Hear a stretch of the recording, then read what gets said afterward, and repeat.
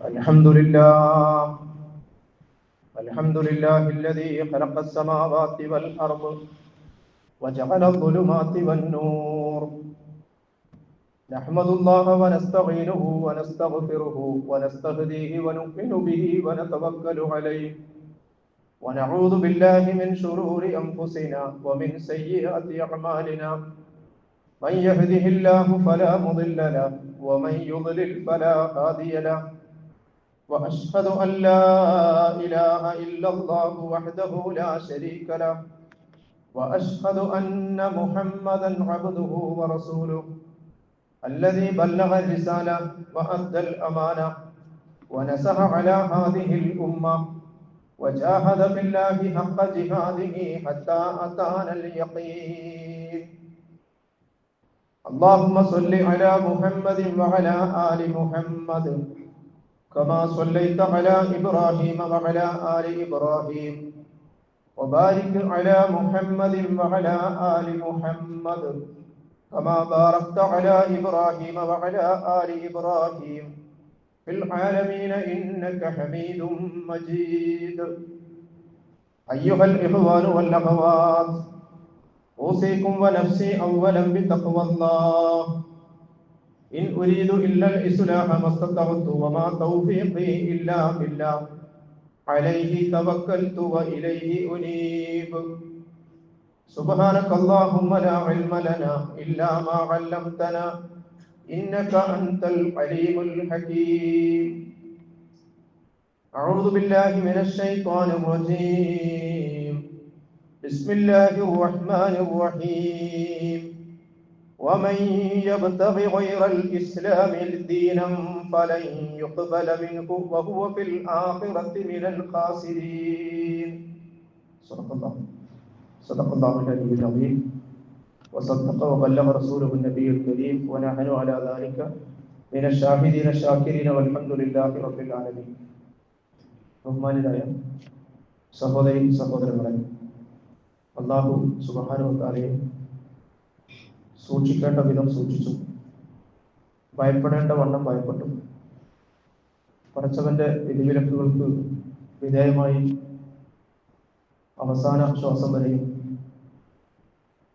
നിലനിന്നു പോകാൻ അതീവ ജാഗ്രതയോടുകൂടി പരിശ്രമിക്കണമെന്നും എന്നെയും നിങ്ങളെയും ഓർമ്മിപ്പിക്കുകയാണ്, വസിയത്ത് ചെയ്യുകയാണ്.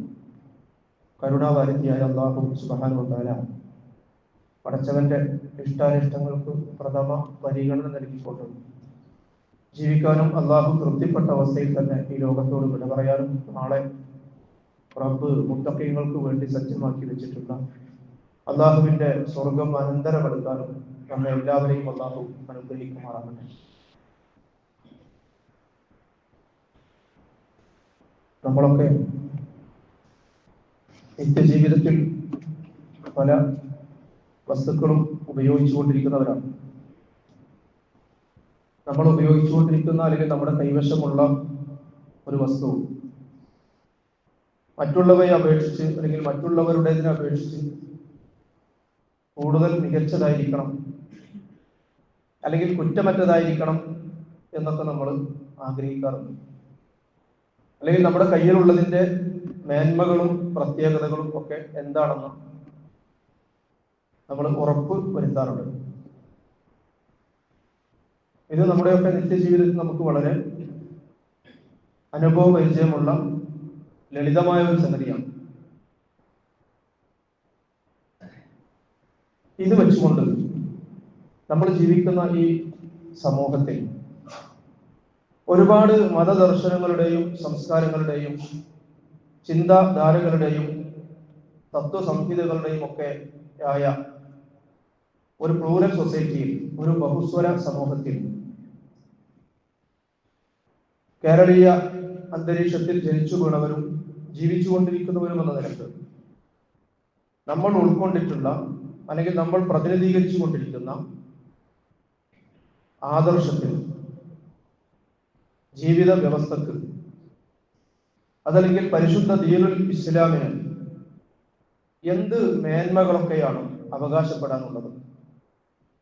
ഇതര മതങ്ങളിൽ നിന്നും ദർശനങ്ങളിൽ നിന്നും സിദ്ധാന്തങ്ങളിൽ നിന്നും എന്ത് വ്യതിരിക്തതയാണ് ഉള്ളത് എന്നതിനെ സംബന്ധിച്ച് നല്ല ബോധ്യം ഓരോ സത്യവിശ്വാസിക്കും ഉണ്ടാകേണ്ടത് അനിവാര്യമാണ്. അപ്പൊ ഇത്തരമൊരു ബോധ്യം ഈ കാലഘട്ടത്തിന്റെ ഒരു അനിവാര്യതയും സാഹചര്യത്തിന്റെ തേട്ടവും ദീനിന്റെ ഭാഗവുമാണ് എന്നുകൂടി നമ്മൾ മനസ്സിലാക്കേണ്ടതുണ്ട്. എന്തുകൊണ്ട് ഞാനും നിങ്ങളും ഉൾക്കൊള്ളുന്ന ഇസ്ലാമിന്റെ മേന്മകളെ കുറിച്ച് മറ്റ് മത ദർശനങ്ങളിൽ നിന്നും വ്യത്യസ്തമായി ഇസ്ലാമിന്റെ സവിശേഷതകളെ സംബന്ധിച്ച് നമ്മൾ മനസ്സിലാക്കണം, അല്ലെങ്കിൽ നമുക്കതിനെ കുറിച്ച് ബോധ്യം വേണം എന്ന് ചോദിച്ചാൽ പ്രധാനമായും 2-3 കാരണങ്ങൾ അതിന് നമുക്ക് കണ്ടെത്താൻ സാധിക്കും. ഒന്ന്, കഴിഞ്ഞ ആഴ്ച വരെയുള്ള 3-4 ഖുതുബകളിൽ ഞാൻ സൂചിപ്പിക്കുകയുണ്ടായി, മുസ്ലിം ഉമ്മ എന്ന് പറയുന്നത് പടച്ച റബ്ബ് പ്രത്യേകമായ ഒരു തീരുമാനത്തിന്റെ അടിസ്ഥാനത്തിൽ ഉണ്ടാക്കിയെടുത്ത ഒരു സമുദായമാണ്. മറ്റ് ജനവിഭാഗങ്ങളെ പോലെയോ മതസമൂഹങ്ങളെ പോലെയോ ഉള്ള ഒരു വിഭാഗമല്ല. അള്ളാഹ് ഈ ലോക ജനവിഭാഗത്തിനും ഇപ്പോൾ നിലവിൽ ഹൈറിയത്ത് നൽകപ്പെട്ടിട്ടുള്ള ഹൈർ ഉമ്മത്ത് എന്ന പ്രത്യേകമായ പദവിയിൽ അള്ളാഹു നിശ്ചയിച്ചിട്ടുള്ള ഉമ്മത്താണ് ഞാനും നിങ്ങളും ഉൾപ്പെടെയുള്ള മുസ്ലിം ഉമ്മ.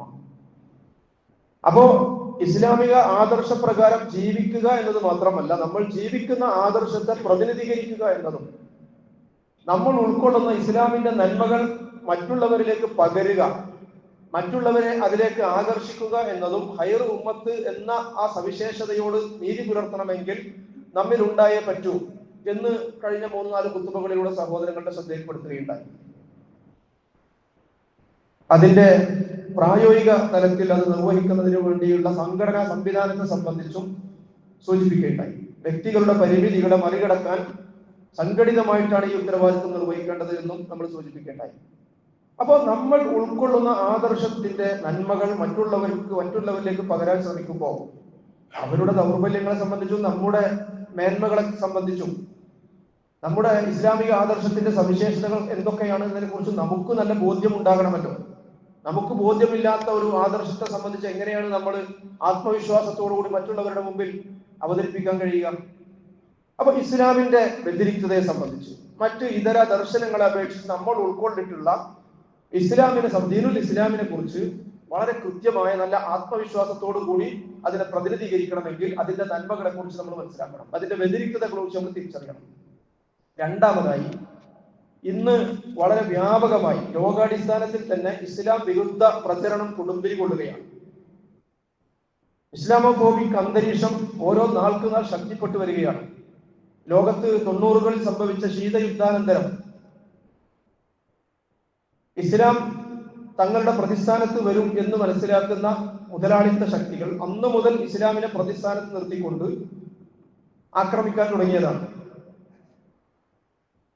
അതിങ്ങനെ മുന്നോട്ട് പോയി ഇപ്പോൾ വളരെ വ്യാപകമായി ഗ്രാമാന്തരങ്ങളിൽ പോലും ഇസ്ലാം വിരുദ്ധ പൊതുബോധം സൃഷ്ടിച്ചെടുക്കുവാനുള്ള സാമ്രാജ്യത്വ, സയണിസ്റ്റ്, ഫാഷിസ്റ്റ് മുക്കൂട്ട് മുന്നണികളുടെ പരിശ്രമം എല്ലാ തലങ്ങളിലും എല്ലാ സംവിധാനങ്ങളും ഉപയോഗപ്പെടുത്തിക്കൊണ്ട് മുന്നോട്ട് പോയിക്കൊണ്ടിരിക്കുകയാണ്. ഇത് നിരന്തരമായി ഇത് അനുഭവിച്ചുകൊണ്ടിരിക്കുന്ന ഒരു വിശ്വാസിയെ സംബന്ധിച്ചിടത്തോളം സ്വന്തം ആദർശത്തെ സംബന്ധിച്ച് നമ്മൾ നിലകൊള്ളുന്ന ഇസ്ലാമിക ആശയവുമായി ബന്ധപ്പെട്ടുകൊണ്ട് നല്ല ആത്മവിശ്വാസമില്ലെങ്കിൽ ഒരുതരം അപകർഷതാബോധത്തിലേക്ക്, ഒരുതരം മാപ്പ് സാക്ഷിത്വപരമായ ഒരു നിലപാടിലേക്ക് നമ്മൾ അകപ്പെട്ടു പോകും. അപ്പൊ രണ്ടാമത്തെ കാരണം അതാണ്. ഈ ഇസ്ലാമിനെ കുറിച്ച്, അതിന്റെ സവിശേഷതകളെ കുറിച്ച്, അതിന്റെ വ്യതിരിക്തതകളെ കുറിച്ച്, അതിന്റെ മേന്മകളെ കുറിച്ച് നമുക്ക് നല്ല ധാരണ ഉണ്ടാകേണ്ടതിന് രണ്ടാമത്തെ കാരണം. മൂന്നാമത്തേത്, ലോകത്ത് പ്രചരിച്ചുകൊണ്ടിരിക്കുന്ന മറ്റൊരു കാഴ്ചപ്പാടാണ്, അഥവാ സർവമത സത്യവാദമാണ്. സർവമത സത്യവാദം എല്ലാ മതങ്ങളും സത്യമാണ്. എല്ലാ മതങ്ങളും ദൈവ സാമീപ്യത്തിനും അതുപോലെ തന്നെ പാരത്രിക മോക്ഷത്തിനുമുള്ള മാർഗങ്ങളാണ്. ആരാധനാ രീതികൾ വ്യത്യസ്തമാണെങ്കിലും എല്ലാം ദൈവത്തിന് തന്നെയാണ്. ഹിന്ദുവും മുസ്ലിമും ക്രിസ്ത്യനും ജൂതനും ഒക്കെ താങ്കളുടെ നിലപാടിൽ നിന്നുകൊണ്ട് ദൈവത്തെയാണ് ആരാധിക്കുന്നത്. അതുകൊണ്ട് എല്ലാവരും സത്യത്തിലാണ്. ഇതാണ് സർവമത സത്യവാദം എന്ന് പറയുന്നത്. ഈ വാദം എല്ലാ മതങ്ങളുടെയും നിലപാട് വ്യക്തമാക്കുന്നുണ്ട്. ആ കൂട്ടത്തിൽ ഇസ്ലാമിന്റെ നിലപാടും വ്യക്തമാക്കുന്നുണ്ട്. ഇസ്ലാം സത്യമാണ്. എന്നാൽ ഇസ്ലാം മാത്രമല്ല സത്യമതം, മറ്റ് മതങ്ങളും അതുപോലെ തന്നെ സത്യമാണ്. ഇതാണ് അതിന്റെ ബേസിക്. അഥവാ മതത്തിന്റെ ലക്ഷ്യത്തെയും പ്രവാചകന്മാരുടെ ചരിത്രത്തെയും കുറിച്ചുള്ള പരിശുദ്ധ ഖുർആനിന്റെ വിവരണം ഈ സിദ്ധാന്തങ്ങളെ നിഷേധിക്കുന്നില്ലെന്നും മറിച്ച് ഒരു വിധത്തിൽ ഇതിനെയൊക്കെ പിന്താങ്ങുകയാണ് ചെയ്യുന്നത് എന്നുള്ള വാദവും ഇസ്ലാം വിരുദ്ധ ശക്തികളിൽ നിന്നും ശക്തിപ്പെട്ടു വരുന്നുണ്ട്. അതിന് വാദത്തിനു വേണ്ടി പലരും ഉന്നയിക്കാറുള്ളത് പടച്ച റബ്ബ് എല്ലാ സമുദായങ്ങളിലേക്കും പ്രവാചകന്മാരെ നിയോഗിച്ചിട്ടുണ്ട്.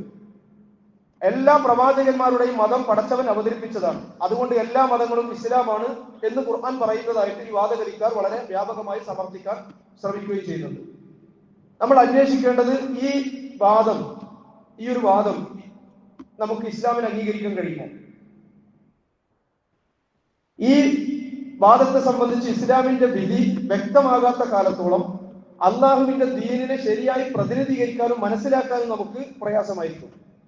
അപ്പൊ സ്വാഭാവികമായും ഈ പ്രവാചകന്മാരുടെ നിയോഗവുമായി ബന്ധപ്പെട്ടുകൊണ്ടാണല്ലോ ഈ പറയുന്നത്. പ്രവാചക മതങ്ങളെ സംബന്ധിച്ചാണല്ലോ എല്ലാവരും പറയുന്നത്. എല്ലാ പ്രവാചകന്മാരും പടച്ചവൻ നിയോഗിച്ചതാണ്. എല്ലാ പ്രവാചകന്മാരുടെ അനുയായികളും പടച്ചവൻ തൃപ്തിപ്പെട്ട മതങ്ങളിലാണ്. അങ്ങനെയൊക്കെയുള്ള വാദങ്ങൾ പറയുമ്പോൾ ഇത് പ്രവാചക നിയോഗവുമായി ബന്ധപ്പെട്ട വിഷയമായതുകൊണ്ട് ഇത് സംബന്ധിച്ചുള്ള ഇസ്ലാമിന്റെ കാഴ്ചപ്പാട് നമ്മൾ അന്വേഷിക്കേണ്ടത് മുഹമ്മദ് മുസ്തഫ സല്ലല്ലാഹു അലൈഹി വസല്ലമയുടെ പ്രവാചകത്വത്തിന്റെ നിലപാടിൽ നിന്നുകൊണ്ടാണ്. അഥവാ അന്ത്യപ്രവാചകൻ എന്ന് നമ്മൾ ഉറച്ചു വിശ്വസിക്കുന്ന അഷ്റഫുൽ ഖൽഖ് മുഹമ്മദ് മുസ്തഫ സല്ലല്ലാഹു അലൈഹി വസല്ലമയുടെ നിയോഗ ലക്ഷ്യം മുമ്പ് കഴിഞ്ഞുപോയ പ്രവാചക പരമ്പരയുടെ വ്യത്യസ്തങ്ങളായ പ്രവാചകന്മാരുടെ നിയോഗ ലക്ഷ്യവും ഒരുപോലെയാണെങ്കിൽ നേരത്തെ പറഞ്ഞ ആ വാദത്തെ നമുക്ക് അംഗീകരിക്കേണ്ടി വരും. അപ്പൊ നമ്മൾ അന്വേഷിക്കേണ്ട പ്രധാനപ്പെട്ട 2-3 പോയിന്റുകളുണ്ട്. ഒന്ന്, മുഹമ്മദ് മുസ്തഫ സല്ലല്ലാഹു അലൈഹി വസല്ലമയുടെ പ്രവാചകത്വത്തിന്റെ നിലപാട് എന്താണ്?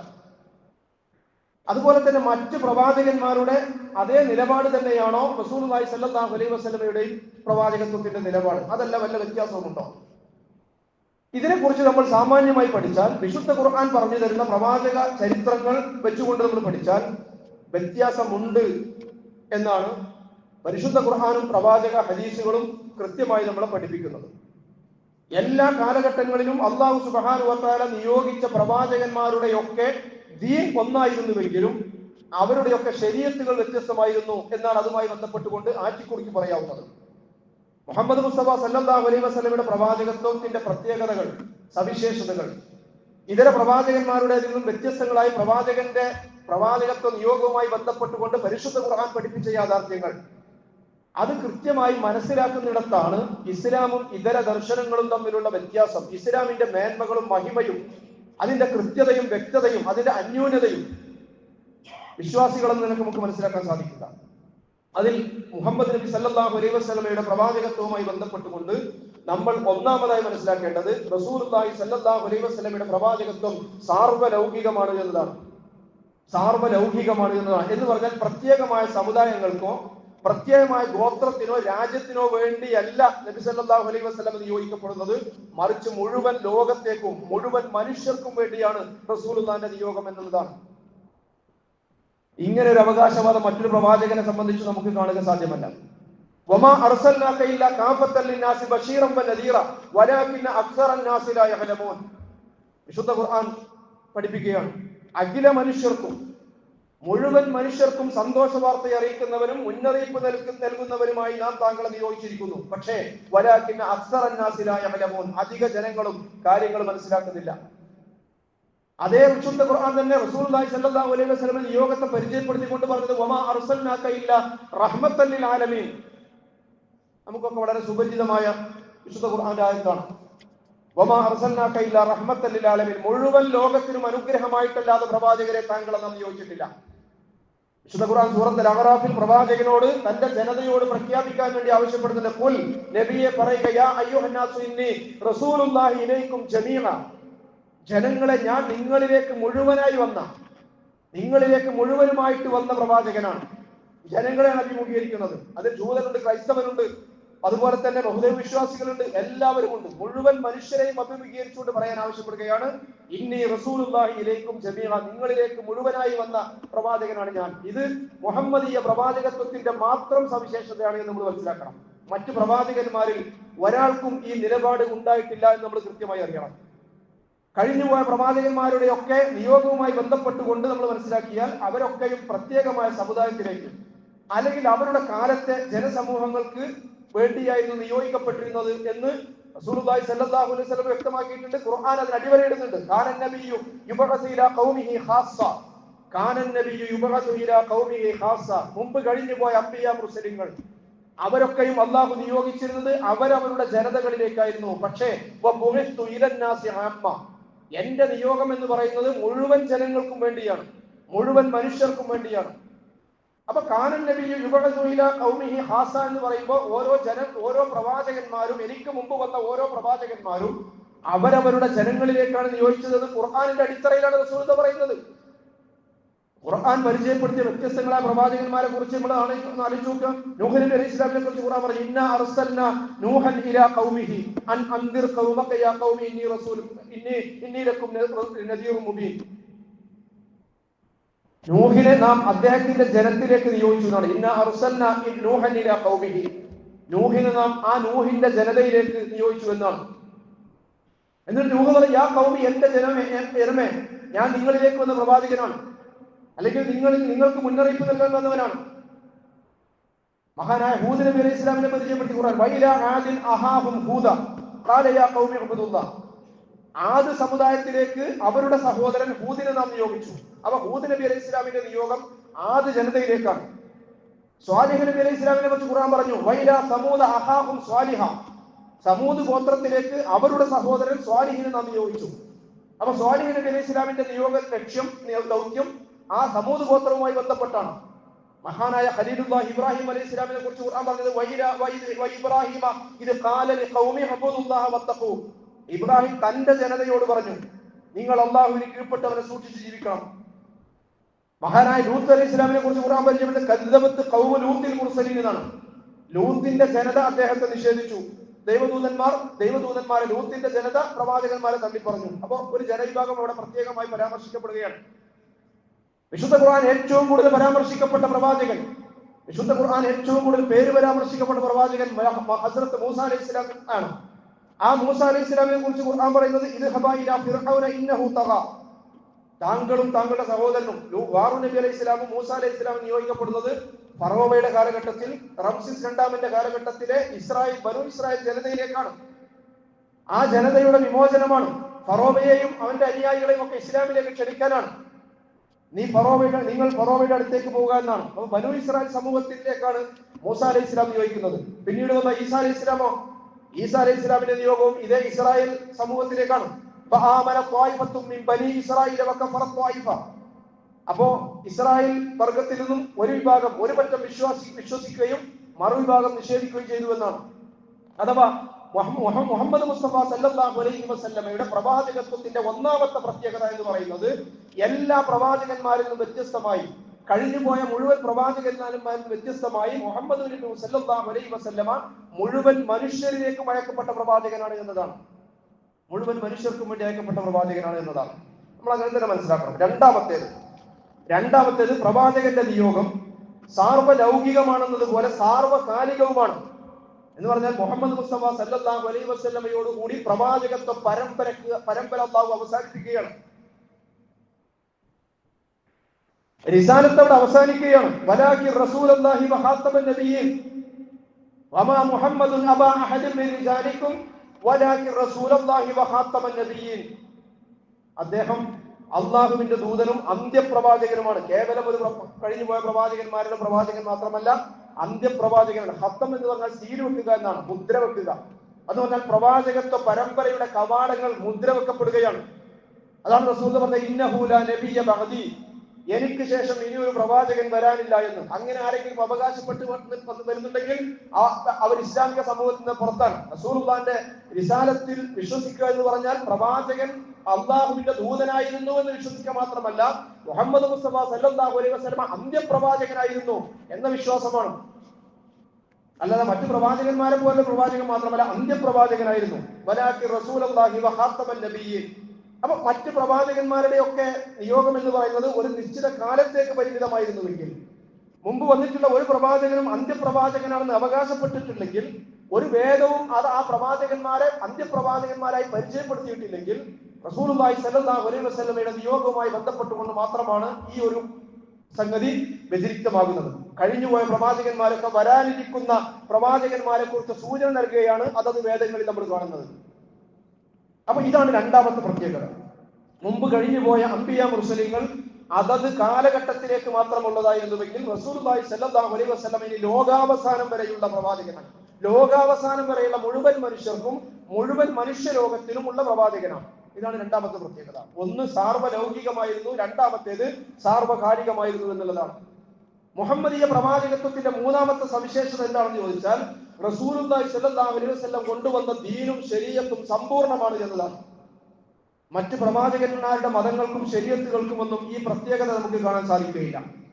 എല്ലാം ദൈവികമാണെങ്കിലും ഒന്നുപോലും സമ്പൂർണ്ണമാണെന്ന് പടച്ചവൻ പ്രഖ്യാപിച്ചിട്ടില്ല. സമ്പൂർണമായിട്ടുള്ളത് മനുഷ്യ ജീവിതത്തിന് ആവശ്യമായ മുഴുവൻ മേഖലകളിലേക്കും ആവശ്യമായ പടച്ചവന്റെ കൽപ്പനകളും നിർദ്ദേശങ്ങളും വിധികളും വിലക്കുകളും അങ്ങനെ സമ്പൂർണമായ ഒരു ദീനായി അള്ളാഹു നൽകിയിട്ടുള്ളത് ദീനുൽ ഇസ്ലാം മാത്രമാണ്. അൽയൗമ അക്മൽതു ലക്കും ദീനക്കും വഅത്മംതു അലൈക്കും നിഅമതി വറദീതു ലക്കുമുൽ ഇസ്ലാമ ദീന. ഇന്ന് നിങ്ങൾക്ക് നാം നിങ്ങളുടെ ദീനിനെ പൂർത്തീകരിച്ചു തന്നിരിക്കുന്നു, നിങ്ങളിൽ എന്റെ അനുഗ്രഹം പൂർണ്ണമാക്കി തരികയും ചെയ്തിരിക്കുന്നു. ഈ സത്യദീനിനെ ദീനുൽ ഇസ്ലാമിനെ നിങ്ങൾക്ക് ദീനായി അള്ളാഹു തൃപ്തിപ്പെട്ടു തരികയും ചെയ്തിരിക്കുന്നു എന്നുള്ളതാണ്. അപ്പോ മറ്റു മതങ്ങളൊക്കെ ആ മതങ്ങൾ അയക്കപ്പെട്ട സമുദായങ്ങളുടെയും രാജ്യങ്ങളുടെയും കാലഘട്ടങ്ങളുടെയും അതത് കാലത്തെ സംസ്കരണത്തെയും മാർഗദർശനത്തെയും സംബന്ധിച്ചിടത്തോളം അവരെ സംബന്ധിച്ചിടത്തോളം അത് മതിയായിരുന്നു, അത് പര്യാപ്തമായിരുന്നു. പക്ഷേ സാർവലൗകികമോ സാർവകാലികമോ സമ്പൂർണമോ ആയ ഒരു ശരീഅത്തും കൊണ്ടല്ല ആ പ്രവാചകന്മാരെ ഒക്കെ അള്ളാഹു അയച്ചത്. കാരണം ഒന്നിനു പുറകെ ഒന്നായി വീണ്ടും വീണ്ടും പ്രവാചകന്മാരെ അള്ളാഹു നിയോഗിച്ചുകൊണ്ടിരിക്കുകയാണ്. അതേസമയം മനുഷ്യ ജീവിതത്തിന്റെ മുഴുവൻ മേഖലകളിലേക്കും ആവശ്യമായ നിയമനിർദ്ദേശങ്ങളുടെയും വിധിവിലക്കുകളുടെയും സമാഹാരമാണ്, സമ്പൂർണതയാണ് ഇസ്ലാമിനെ കുറിച്ച് നമ്മൾ മനസ്സിലാക്കേണ്ടത്. വ്യക്തികളുടെ സ്വകാര്യ ജീവിതം മുതൽ കുടുംബ ജീവിതം മുതൽ അവിടെ നിന്ന് അങ്ങോട്ട് സാമൂഹ്യ രാഷ്ട്രീയ മേഖലകളിലേക്ക് മുഴുവനും ആവശ്യമായ നിയമ സംഹിതകളുടെ ദൈവിക നിർദ്ദേശങ്ങളുടെ സമാഹാരം, അതിന്റെ സമ്പൂർണമായ ഒരു അവതരണമാണ് പ്രവാചകൻ സല്ലല്ലാഹു അലൈഹി വസല്ലമയിലൂടെ സാധ്യമാകുന്നത്. അപ്പൊ സിദ്ധാന്തങ്ങളും നിയമനിർദ്ദേശങ്ങളും സമർപ്പിക്കുക മാത്രമായിരുന്നില്ല പ്രവാചകൻ ചെയ്തത്. കുറെ തത്വങ്ങൾ, കുറെ ആശയങ്ങൾ, നല്ല മനോഹരമായി കേൾക്കാൻ സുഖമുള്ള, നല്ല കാതിന് നല്ല ഇമ്പമുള്ള കുറെ ആശയങ്ങൾ മനോഹരമായി സമർപ്പിക്കുക, അത് മാത്രമല്ല റസൂൽ ചെയ്ത്, മറിച്ച് പ്രവാചകൻ സല്ലല്ലാഹു അലൈഹി വസല്ലം ആഗതമാകുന്നു. 23 വർഷക്കാലം കൊണ്ട് താൻ എന്തൊരു നിയമവിധികളാണോ നിർദ്ദേശങ്ങളാണോ ഗൈഡ് ലൈൻസുകളാണോ ജീവിതവുമായി ബന്ധപ്പെട്ട് വ്യക്തി, കുടുംബ, സമൂഹ, നാഗരിക, സാംസ്കാരിക, രാഷ്ട്രീയ, രാഷ്ട്രാന്തരീയ ഇതിനൊക്കെ കുറിച്ച് റസൂലുള്ള എന്തൊക്കെ ജനങ്ങളോട് പറഞ്ഞിരുന്നോ വിശുദ്ധ ഖുർആനിന്റെ വെളിച്ചത്തിൽ വഹയിന്റെ അടിത്തറയിൽ നിന്നുകൊണ്ട് അതിന്റെയൊക്കെ ഒരു പ്രായോഗിക രീതി, അതിനൊക്കെ മനുഷ്യ ജീവിതത്തിൽ അപ്ലൈ ചെയ്തുകൊണ്ടുള്ള ഒരു പ്രാക്ടിക്കൽ ഇസ്ലാം, അതാണ് പ്രവാചകൻ സല്ലല്ലാഹു അലൈഹി വസല്ലം കാണിച്ചത്. മനുഷ്യ ജീവിതത്തിന്റെ വ്യത്യസ്തങ്ങളായ മേഖലകളിൽ എങ്ങനെയാണ് പരിശുദ്ധ ഖുർആനിനെ അപ്ലൈ ചെയ്യുക, ഇംപ്ലിമെന്റ് ചെയ്യുക, എക്സിക്യൂട്ട് ചെയ്യുക എന്ന് വളരെ മനോഹരമായി തന്റെ 23 വർഷക്കാലത്തെ പ്രവാചക ജീവിതം കൊണ്ട് അള്ളാഹുവിന്റെ റസൂൽ കാണിച്ചു തന്നു. ഇങ്ങനെ ഒരു സവിശേഷത, അഥവാ മനുഷ്യ ജീവിതത്തിന്റെ ഈ മുഴുവൻ മേഖലകളിലേക്കും ആവശ്യമായ നിയമവ്യവസ്ഥ ഏതെങ്കിലും ഒരു വ്യവസ്ഥ എന്ന നിലക്ക് ക്രിസ്ത്യാനിസമോ അല്ലെങ്കിൽ ജൂതായിസമോ അല്ലെങ്കിൽ ഹിന്ദുയിസമോ മറ്റേതെങ്കിലും വ്യവസ്ഥകളോ ഒന്നും സ്വയം അവകാശപ്പെട്ടിട്ടില്ല, പരിചയപ്പെടുത്തിയിട്ടില്ല എന്നുള്ളതാണ്. ഇനി നാലാമതായി നമ്മൾ ഉൾക്കൊള്ളുന്ന ആദർശത്തിന്റെ മേന്മകളെ കുറിച്ചും സവിശേഷതകളെ കുറിച്ചും ഇതര മതദർശനങ്ങളിൽ നിന്നുള്ള വ്യതിരിക്തങ്ങളെ കുറിച്ചൊക്കെയാണ് നമ്മൾ പറയുന്നത്. നാലാമതായി നമ്മൾ മനസ്സിലാക്കേണ്ടത് മുഹമ്മദ് മുസ്തഫ സല്ലല്ലാഹു അലൈഹി വസല്ലമക്ക് അവതരിപ്പിച്ച വേദഗ്രന്ഥം പരിശുദ്ധ ഖുർആൻ അക്ഷരം പ്രതി ഇന്നുവരെ ഇന്നും സുരക്ഷിതമാണ്, അന്ത്യനാൾ വരെ അത് അങ്ങനെ തന്നെ സുരക്ഷിതമായി നിലനിൽക്കുമെന്നത് കൂടിയാണ്. ഇതും നമ്മൾ ഉൾക്കൊള്ളുന്ന ഇസ്ലാമിക ആദർശത്തിന്റെ ഏറ്റവും പ്രധാനപ്പെട്ട സവിശേഷതയാണ്. കാരണം ഇത് പടച്ചവൻ ഏറ്റെടുത്തതാണ്. പരിശുദ്ധ ഖുർആന്റെ സംരക്ഷണം അന്ത്യനാൾ വരെ അത് വള്ളിപുള്ളി വ്യത്യാസമില്ലാതെ ഒരു വെട്ടിമാറ്റലുകളും ഏറ്റക്കുറവുകളും ഇല്ലാതെ അത് സുരക്ഷിതമായി നിലനിൽക്കും എന്നത് പടച്ചവന്റെ പ്രഖ്യാപനമാണ്. അതിന് നമ്മൾ ആരും പ്രത്യേകിച്ചൊന്നും ചെയ്യേണ്ട കാര്യമില്ല. മനുഷ്യർ വിചാരിച്ചാൽ അത് തടയാൻ കഴിയില്ല. നിശ്ചയമായും നാമാണ് അത് അവതരിപ്പിച്ചത്. ഏത്? പരിശുദ്ധ ഖുർആൻ. നാം തന്നെ അതിനെ സംരക്ഷിക്കുകയും ചെയ്യും. ഇത് പടച്ചവന്റെ പ്രഖ്യാപനമാണ്. അത് കഴിഞ്ഞ 14 നൂറ്റാണ്ട് കാലമായി നമ്മൾ കണ്ടുകൊണ്ടിരിക്കുന്നതാണ്. യാതൊരു വ്യത്യാസവും ഇല്ലാതെ നിലനിൽക്കുന്ന ഒരേ ഒരു ഗ്രന്ഥം, സജീവമായ ഭാഷയിൽ പദസമ്പുഷ്ടമായ ശൈലിയിൽ വളരെ ബൃഹത്തായി ഒരു ഗ്രന്ഥം ലോകത്ത് ഇന്ന് നിലനിൽക്കുകയാണ്. ലോകത്തെവിടെയുള്ള ഖുർആൻ, ആഫ്രിക്കയിലും അമേരിക്കയിലും ഇന്ത്യയിലും ഇന്തോനേഷ്യയിലും ഈജിപ്തിലും എവിടെയുള്ള ഖുർആൻ എടുത്ത് പരിശോധിച്ചാലും അതിന്റെ എല്ലാം കണ്ടന്റിൽ, ടെക്സ്റ്റിൽ വള്ളിപുള്ളി വ്യത്യാസം കാണുക സാധ്യമല്ല. അപ്പൊ പരിശുദ്ധ ഖുർആനിന്റെ ഈ ഒരു പ്രത്യേകത വേറെ ഏതെങ്കിലും ഒരു വേദഗ്രന്ഥത്തിൽ നമുക്ക് കാണുക സാധ്യമല്ല.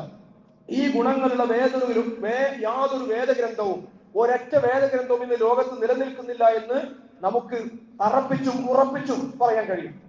ആധുനിക ലോകത്ത് സജീവമായി കരുതപ്പെടുന്ന ഒരു ഭാഷയിലോ അതല്ലെങ്കിൽ പ്രവാചകന്മാർ കൊണ്ടുവന്ന അതേ പദങ്ങളും പ്രയോഗങ്ങളും നിലനിർത്തിക്കൊണ്ടോ ഒരു വേദഗ്രന്ഥവും വിശുദ്ധ ഖുർആനെ പോലെ ഇന്ന് ലോകത്ത് നിലനിൽക്കുന്നില്ല. ചിലത് നശിച്ചു പോയെങ്കിൽ മറ്റു ചിലത് മാറ്റത്തിരുത്തുകൾക്ക് വിധേയമാവുകയാണ് ഉണ്ടായത്. വിശുദ്ധ ഖുർആൻ തന്നെ പറഞ്ഞത് അവർ വാചകങ്ങളൊക്കെ സന്ദർഭങ്ങളിൽ നിന്നും അടർത്തിയെടുത്തി മാറ്റം വരുത്തി ഉത്ബോധിപ്പിക്കപ്പെട്ട ഒരുപാട് കാര്യങ്ങൾ അവർ വിസ്മൃതിയിലേക്ക് തള്ളുകയും ചെയ്തു എന്നുള്ളതാണ്.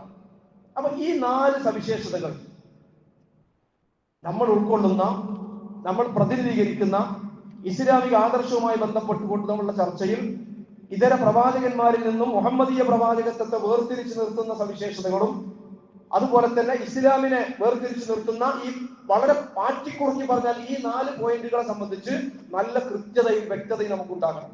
ഒന്ന്, റസൂലുള്ളാഹി സ്വല്ലല്ലാഹു അലൈഹി വസല്ലമയുടെ നിയോഗം ഏതെങ്കിലും ഒരു പ്രത്യേക കാലഘട്ടത്തിലേക്കോ ജനവിഭാഗങ്ങളിലേക്കോ മാത്രമായിരുന്നില്ല, മുഴുവൻ മനുഷ്യർക്കും വേണ്ടി നിയോഗിക്കപ്പെട്ട പ്രവാചകനാണ് പ്രവാചകൻ സ്വല്ലല്ലാഹു അലൈഹി വസല്ലമ.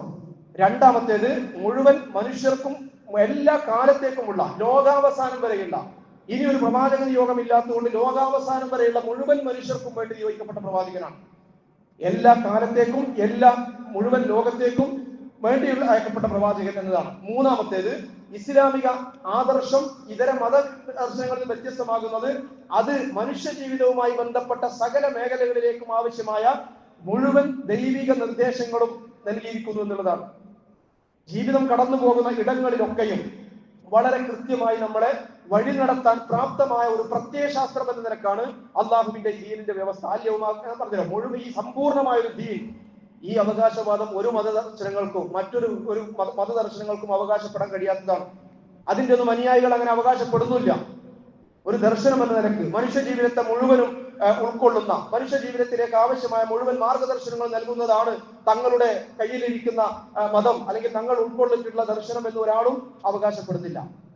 നാലാമത്തേത്, നമ്മുടെ കൈകളിലുള്ള പടച്ചറപ്പ് അവതരിപ്പിച്ച വേദഗ്രന്ഥം, ഇസ്ലാമിക സമൂഹത്തിന്റെ ഏറ്റവും കടിത്തറയായി നിൽക്കുന്ന വേദഗ്രന്ഥം വിശുദ്ധ ഖുർആൻ, വള്ളിപുള്ളി വ്യത്യാസമില്ലാതെ അവതീർണമായ ഭാഷയിൽ അതേ ടെക്സ്റ്റോടുകൂടി അതേ കണ്ടന്റോടുകൂടി ഒരു മാറ്റത്തിരുത്തലുകളും കൂടാതെ ഇന്ന് നമ്മുടെ കൈകളിലുണ്ട്, ലോകാവസാനം വരെ നിലനിർത്തപ്പെടുകയും ചെയ്യുമെന്നുള്ളതാണ്.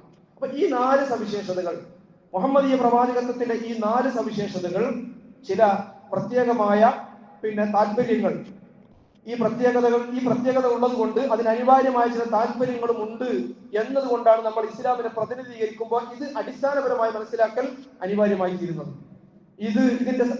ഇതിന്റെ അനിവാര്യതകൾ എന്താണെന്ന് ചോദിച്ചാൽ, പൂർവ്വവേദങ്ങൾ കാലഹരണപ്പെട്ടെങ്കിൽ, പൂർവ്വവേദങ്ങളുടെ പ്രസക്തി നഷ്ടപ്പെട്ടെങ്കിൽ ഈ പ്രവാചകനെയും ഖുർആാനിനെയും പിൻപറ്റുക എന്നത് ദൈവ സാമീപ്യത്തിന് അനിവാര്യമായി തീരുന്നു എന്നുള്ളതാണ് ഒന്ന്. അതുപോലെ തന്നെ പടച്ചവന്റെ അടുക്കൽ തൃപ്തിപ്പെടുന്ന ഒരേ ഒരു മതം, ഒരേ ഒരു ദർശനം അള്ളാഹുവിന്റെ ദീൻ, ഇന്ന ദീന ഇൻദല്ലാഹിൽ ഇസ്ലാം വമൻ യബ്തഗി ഗൈറൽ ഇസ്ലാമി ദീനൻ ഫലൻ യുഖ്ബല മിൻഹു വഹുവ ഫിൽ ആഖിറതി മിനൽ ഖാസിരീൻ. വിശുദ്ധ ഖുർആൻ വരെയിട്ടു പടച്ചവന്റെ തൃപ്തിപ്പെട്ട ഒരേ ഒരു ദർശനം, ഒരേ ഒരു ദീൻ, ഒരേ ഒരു ജീവിത വ്യവസ്ഥ അള്ളാഹുവിന്റെ ദീനായ ദീനുൽ ഇസ്ലാം മാത്രമാണ്. ഇതല്ലാത്ത മറ്റു വല്ല വ്യവസ്ഥിതികളും മറ്റു വല്ല മത സങ്കല്പങ്ങളുമാണ് ഒരാൾ പിന്തുടരുന്നതെങ്കിൽ അത് പടച്ചവൻ വല യുഖ്ബല മിൻഹു, അള്ളാഹു അത് സ്വീകരിക്കുകയില്ല എന്നുള്ളതാണ്. അന്ത്യനാളിൽ അവർ നഷ്ടപ്പെട്ടവരിൽ ഉൾപ്പെടും എന്നുള്ളത് കൊണ്ടാണ്.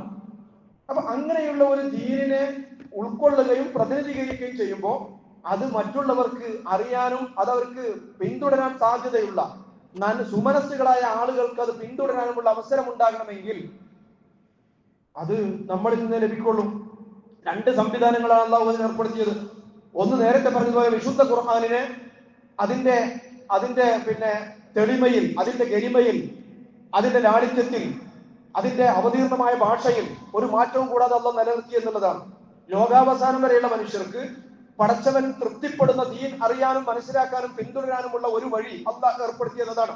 ഖുർആനെ സജീവമായി നിലനിർത്തി ലോകാവസാനം വരെ. രണ്ടാമത്, ഖുർആൻ ആശയമാണ്, ഖുർആൻ അക്ഷരങ്ങളിലാണ്, ഗ്രന്ഥങ്ങളിലാണ്. ഖുർആനനുസരിച്ച് ജീവിക്കുന്ന ഒരു സമുദായത്തെയും പടച്ചവൻ നിലനിർത്തി എന്നുള്ളതാണ്. ഖുർആനിന്റെ ഒരു ലിവിംഗ് എഡിഷൻ, അതാണ് വിശ്വാസ സമൂഹം. വിശ്വാസ സമൂഹത്തിന്റെ നിയോഗ ദൗത്യം അതാണ്, ഖുർആനിന്റെ ലിവിംഗ് എഡിഷനുകൾ. റസൂൽ അങ്ങനെയാണ്, വകാന ഖുർആന യംശി അലൽ അർദ്, ജീവിക്കുന്ന ഖുർആൻ, സഞ്ചരിക്കുന്ന ഖുർആൻ, കാന ഖുലുഖുൽ ഖുർആൻ, പ്രവാചകന്റെ സ്വഭാവം ഖുർആനായതൊക്കെ പറയുമ്പോൾ ഖുർആൻ എങ്ങനെ മനുഷ്യരൂപം പ്രാപിച്ചാൽ എങ്ങനെ ഉണ്ടാകും, അതായത് പ്രവാചകൻ വിശ്വാസികളുമായി തീരണമെന്ന് ഒരു ആവശ്യപ്പെടുന്ന ആ തരത്തിലാണ്. അപ്പൊ ഖുർആൻ അക്ഷരങ്ങളിലുള്ള ഖുർആനെ ജീവിതം കൊണ്ട് ജീവിച്ചു കാണിക്കാൻ വിശ്വാസികൾക്ക് കഴിയുന്നിടത്താണ് ഈ ആദർശത്തിന്റെ പ്രതിനിധാനം നിർവഹിക്കാൻ അവർക്ക് സാധ്യമാവുക. ഇതര മതവിഭാഗങ്ങൾക്ക് ഇസ്ലാമിന്റെ നന്മകളെ തിരിച്ചറിയാൻ നമ്മുടെ ജീവിതം കൊണ്ട് സാധ്യമാവുക. അപ്പോ വാക്കുകൊണ്ടുള്ള സാക്ഷ്യത്തിനപ്പുറത്ത് കർമ്മം കൊണ്ടുള്ള സാക്ഷ്യം കൂടി സാധ്യമാകുമ്പോഴാണ് ഈ ഇസ്ലാം ഇതര ജനവിഭാഗങ്ങൾക്ക് സ്വീകാര്യമാവുകയും അവർക്കത് സ്വീകരിക്കാനുള്ള അവസരം ഉണ്ടാവുകയും ചെയ്യുക. അല്ലാഹു സുബ്ഹാനഹു വ തആല നമ്മൾ ഉൾക്കൊള്ളുന്ന ദീനിനെ, പടച്ച റബ്ബ് നമുക്ക് നൽകിയ ഏറ്റവും മനോഹരമായ ഏറ്റവും വലിയ അനുഗ്രഹമായ അള്ളാഹുവിന്റെ ദീനിനെ, അതിന്റെ സവിശേഷതകളെ, അതിന്റെ നന്മകളെ, അതിന്റെ മേന്മകളെ ഏറ്റവും നന്നായി കൃത്യമായി മനസ്സിലാക്കാൻ, അത് നമ്മുടെ ജീവിതത്തിലേക്ക് കൊണ്ടുവരാൻ, അങ്ങനെ ജീവിതം കൊണ്ട് അല്ലാഹുവിന്റെ ദീനിനെ സമൂഹത്തിൽ നമ്മൾ ജീവിക്കുന്ന ഇടങ്ങളിൽ ഈ ലോകത്ത് പ്രതിനിധീകരിക്കാൻ ആത്മവിശ്വാസത്തോടു കൂടി ആത്മാഭിമാനത്തോടു കൂടി പ്രതിനിധീകരിക്കാൻ അതിനാവശ്യമായ ശേഷിയും കഴിവും അറിവും അല്ലാഹു സുബ്ഹാനഹു വ തആല നമുക്ക് എല്ലാവർക്കും നൽകി അനുഗ്രഹിക്കുമാറാകട്ടെ. അഖൂലു ഖൗലി ഹാദാ അസ്തഗ്ഫിറുല്ലാഹ ലി വലക്കും.